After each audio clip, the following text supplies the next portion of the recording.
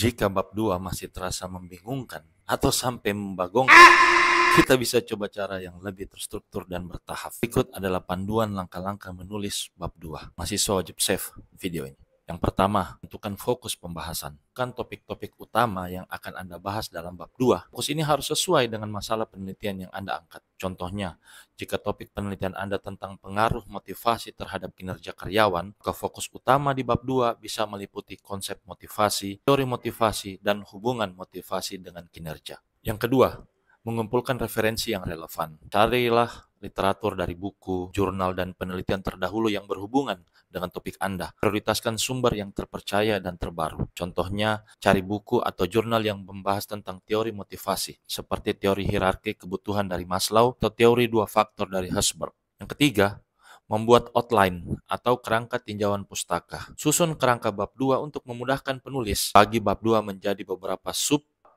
sesuai topik yang sudah Anda tentukan. Contohnya, yang pengertian dan definisi motivasi, kemudian teori-teori motivasi, misalnya dari Maslow, kemudian pengertian kinerja karyawan, hubungan motivasi dengan kinerja karyawan, penelitian terdahulu yang berkaitan perlu dimasukkan. Yang keempat, menulis pembahasan berdasarkan outline. Mulailah menulis setiap bagian dengan menguraikan konsep-konsep dan teori-teori yang sudah Anda pelajari dari referensi yang ada. Gunakan bahasa yang sederhana dan mudah dipahami. Contohnya, pada subbab, masukkan pengertian motivasi. Tuliskan definisi motivasi dari beberapa ahli menurut Robbins dan Judge tahun 2017. Kemudian motivasi adalah proses yang menentukan intensitas, arah, dan ketentuan individu dalam mencapai tujuan.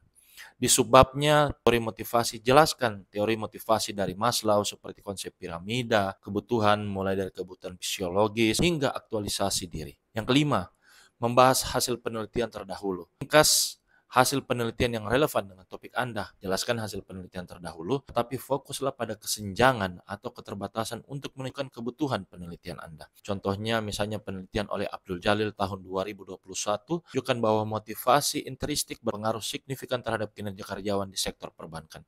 Namun, penelitian ini tidak meneliti peran motivasi intrinsik sehingga masih ada ruang untuk memperluas pembahasan. Yang keenam, mengaitkan dengan masalah penelitian. Pastikan setiap subbab mengarah ke tujuan atau pertanyaan penelitian Anda. Dengan begitu, bab 2 terasa relevan dan tidak keluar dari topik utama. Contohnya, setelah membahas teori motivasi, Anda bisa menambahkan kalimat penghubung seperti pembahasan mengenai teori motivasi ini mendasari analisis pengaruhnya terhadap kinerja karyawan sesuai dengan fokus penelitian ini. Yang ketujuh, menyunting dan merevisi setelah menulis. Baca kembali, memastikan semua bagian tersusun dengan baik. Lakukan revisi jika diperlukan, baik dari segi bahasa, logika, maupun tata letaknya. Contohnya, periksa apakah setiap teori dan penelitian terdahulu memiliki sumber referensi yang jelas dan format penulisannya sudah sesuai pedoman yang Anda gunakan.